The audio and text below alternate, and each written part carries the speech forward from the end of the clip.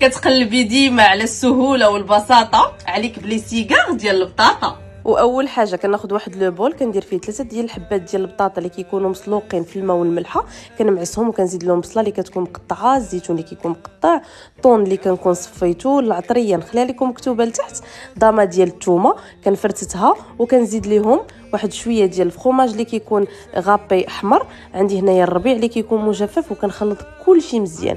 هاد الحشوه كتجي بنينه بزاف، كنزيد ليها 2 معالق ديال الجبن ديال الدهن وكنعاود نخلط كلشي مزيان. كناخذ الورقات البسطيله ديالي كنقطع بهذا الشكل هذا، كندير الحشوه ديال البطاطا في وسط منها وكنحاول انني نجمعها بالشكل ديال السيغار. راه الفيديو كيوضح راسو. كنسدها بشويه ديال الطحين مع الماء وكندوزها في البيض، ومن بعد كندوزها في لا شابلور وكندوز نقليها في الزيت. هنايا انا قليتها في الزيت، تقدروا ديروها في الفران، كتجي بنينه بزاف ومقرمشه ما تشبعوش منها.